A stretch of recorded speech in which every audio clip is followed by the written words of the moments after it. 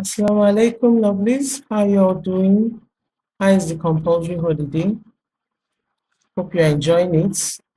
And while you're enjoying it, hope you are doing the most important things. Hope you are being kind to one another and you're being respectful, and hope you're doing your chores and above all, studying. There are some topics that we were supposed to cover, but as a result of the impromptu holiday, we couldn't. Though you have the notes, but we're going to go over it. So I wasn't able to explain it to you. So let's dive in. The topic is drawing and shading. I believe at some point or the other in your life you have drawn, but the shading probably not, but definitely you have drawn something in your life since when you were a child, growing child in school till this very moment. So let's understand what this drawing is all about, what shading is all about, types of drawing, types of shading, and whatnot. So without wasting time, let's go over to the definition. So what is drawing? Drawing is the art of representing objects, ideas, or scenes with lines, shapes, and shades on a surface, such as paper, cardboard, or board, using tools like pencils, charcoals, or pens. It is the foundation of all visual arts. And I hope we remember that our visual arts comprises of painting, drawing, sculpting. So let's go over to the types of drawing. There are various types of drawing, such as live drawing, which is the drawing of real life objects or people as they appear.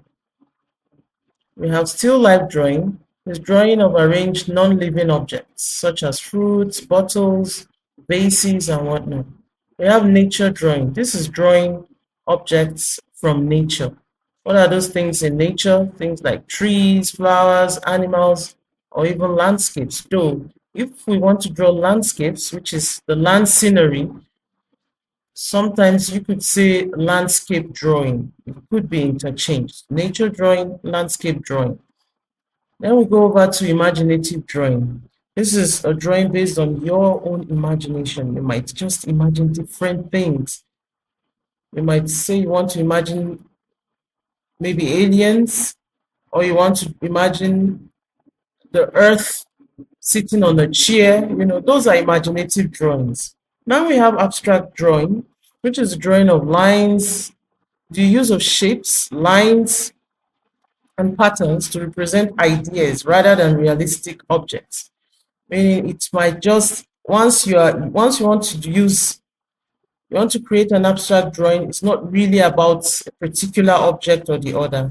It might just be a combination of different things just to send a message.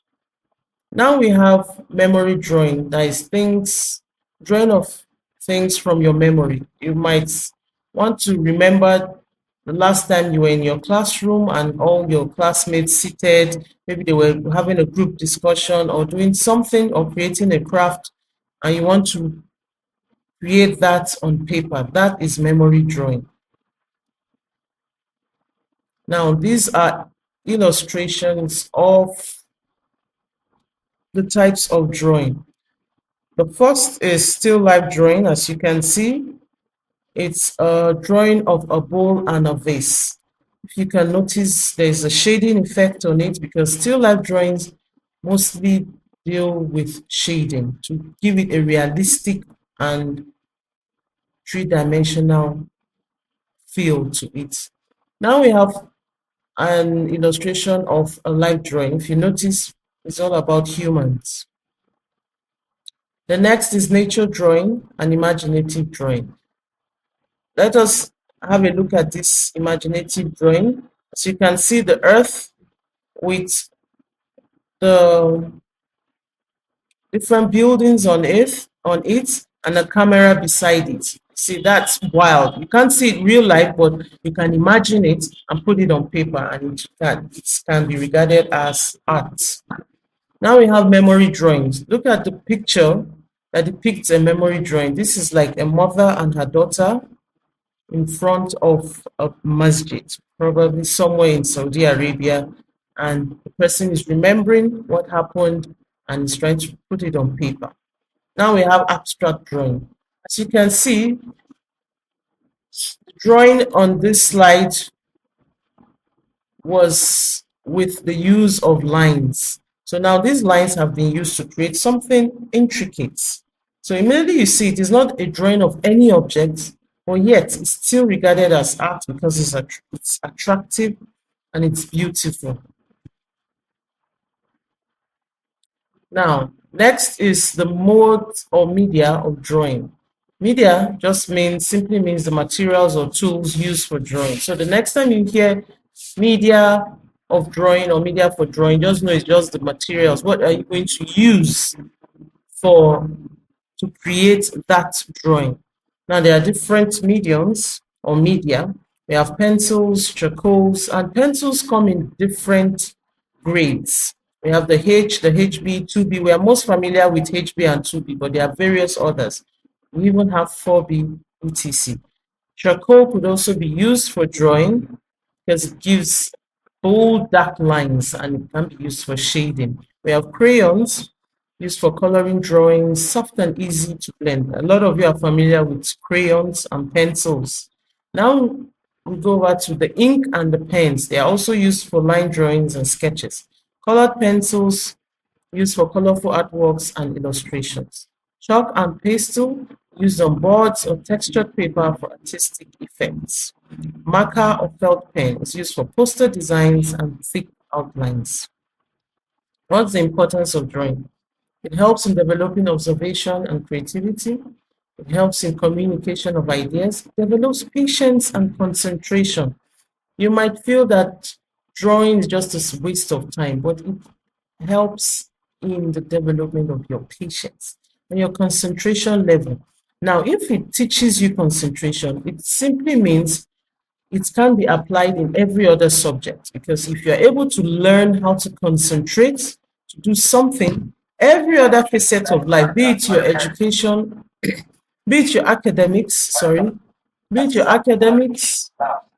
or even things at home or things about life, you can learn concentration through that. It can be also used in various professions such as architecture, design, and engineering.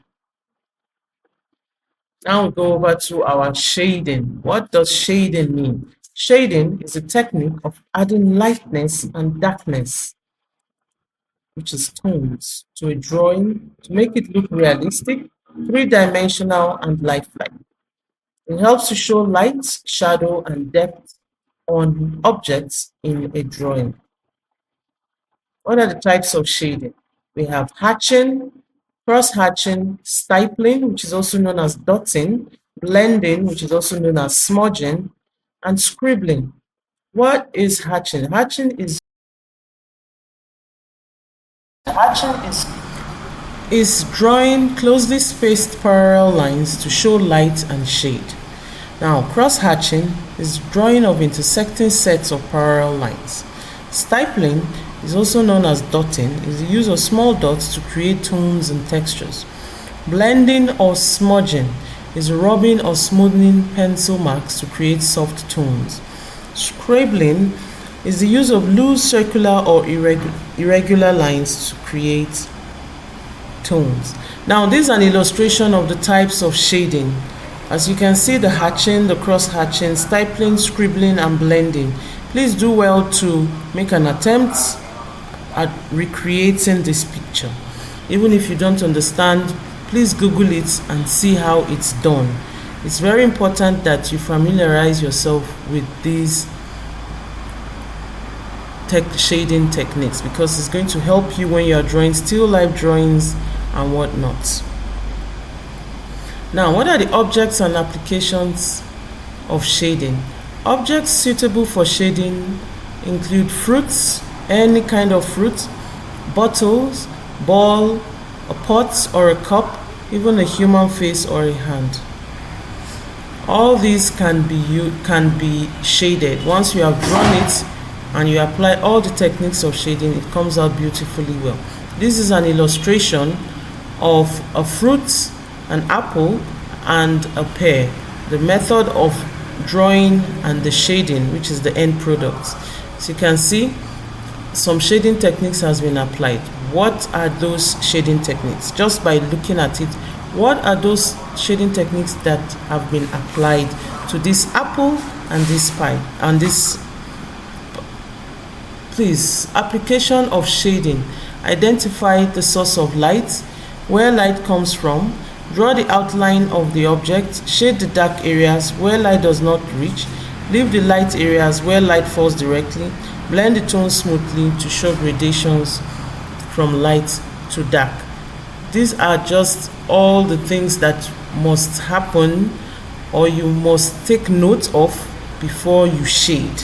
You must take note of the source of light, and you must shade where the light doesn't touch darkly, and where the light strikes it should be shaded lightly. In between there should be a blending of your pencils, either with the use of smudging or the use of stippling. The picture or the illustration shown on the slide is the shading techniques on the fruit. If you notice, there are some parts that are not shaded darkly, and while some other parts are shaded darkly. The darker parts shows that the light doesn't reach, while the lighter part shows that the light strikes on it. There are also some parts that are in between, so it's a bit of the two, a bit light and a bit dark, not too dark and not too light. So please take notes and study this picture very well to understand, to aid your understanding. Importance of shading. It makes drawings look realistic and three-dimensional. It shows the direction of light and shadow, adds beauty and depth to an artwork, and it helps artists to express texture and form. We have come to the end of this class. I hope you have understood. Even if you haven't, please do well to read more and more. May Allah make it easy. Assalamu alaikum wa rahmatullahi ta'ala wa barakatuh.